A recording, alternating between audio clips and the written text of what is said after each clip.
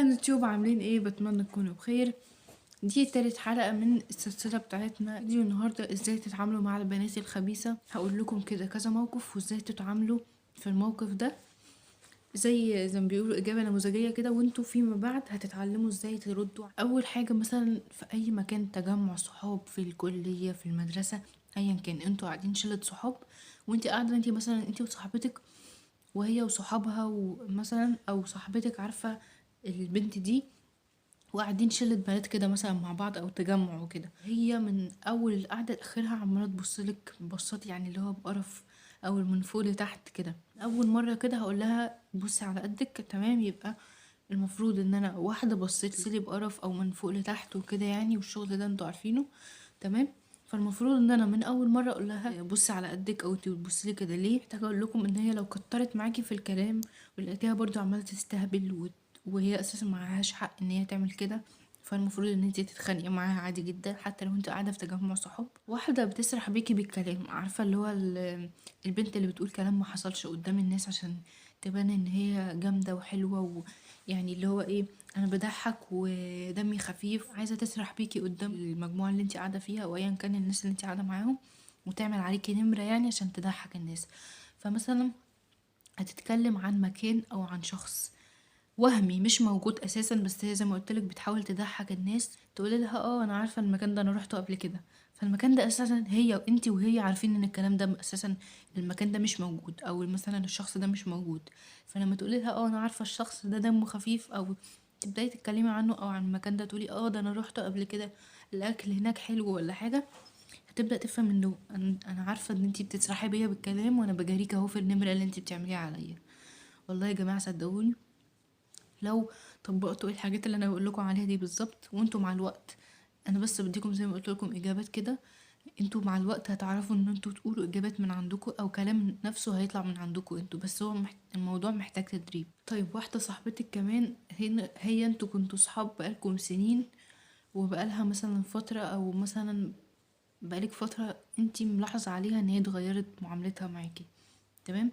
فانت المفروض وانتوا مثلا قاعدين في وسط اصحابكم، او قاعدين انتوا الاتنين لوحدكم عادي، المهم ان انت تسمعي الكلمتين دول يعني. قولي لها مثلا هي اسمها شهد، قولي لها والله الصحاب ما بقتش سالكه لبعضها يا شهد. هي هتفهم ان الكلام ليها، لان انا عايزاكي كل لما تشوفيها تقولي لها كلام شبه كده، عشان تفهم ان الكلام ليها وانه انت قصدك عليها.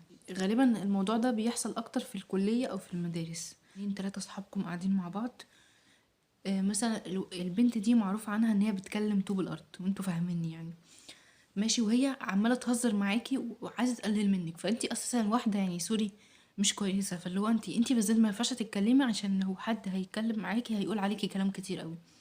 فهي استفزتك، انت المفروض ان انت يعني مثلا قالت عليك انت جايه تقول عليك انت واحده مش كويسه، فالمفروض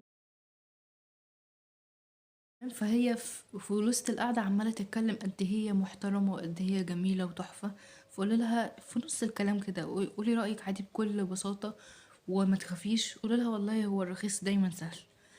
الكلام ده هيوجعها، لان هي حتى لو قالت لك ايه، او مثلا اتصدمت او كده، قولي لها انا ما بعتش كلامي مرتين، وخلي واحده صاحبتها من اللي سمعت الكلام تقول لها الكلمه دي تاني، والكلمه دي هتوجعها انت مش متخيله، لان انت جيتيلها اكتر حاجه يعني في الحاجه اللي هي بتعملها، وهتضايقها جدا. موقف تاني، لو هي واحده برضو يعني بتكلم الدنيا كلها، وهي عماله في قعده الصحاب دي، او مثلا اتنين تلاته صحابكم زي ما قلتلك، عمالة تعرفكم قد ايه كل الشباب هتتهبل عليها، وقد ايه هي تحفة، بنت جميلة جدا، و...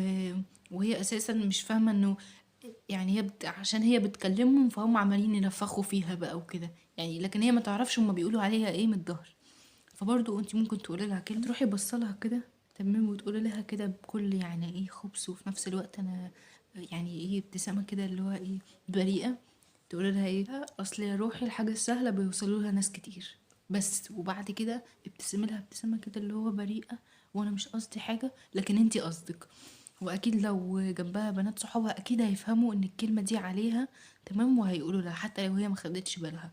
وده اكيد يعني ده الهدف بتاعنا، ان احنا نحرق دم البنت دي. وبس كده، بتمنى يكون عجبكم فيديو النهارده، ما تنسوش تحطوا لايك وسبسكرايب، واكيد تقولوا لي في الكومنتات استفدتوا ولا لا، واكيد طبعا لو انتوا طبقتوا حاجه من النصايح اللي انا بقول لكم عليها تقولوا لي في الكومنتات الموقف، او لو انتوا مكسوفين ممكن تبعتوا لي على الانستجرام عادي. اكيد حبيت اساعدكم، واكيد طبعا انا بقول كل مره هقول لكم في الفيديو انه الكلام ده انا بقول للبنات الوحشين او اللي هم بيعاملوكم وحش، او واحده صاحبتك اتغيرت عليكي او كده يعني، زي ما انا حكيت لكم في موقف النهارده. لكن اكيد مش هنعمل الحاجات دي مع الصحاب بنحبهم بيحبونا وعشرة عمر وعلاقتنا بيهم كويسه. بس كده.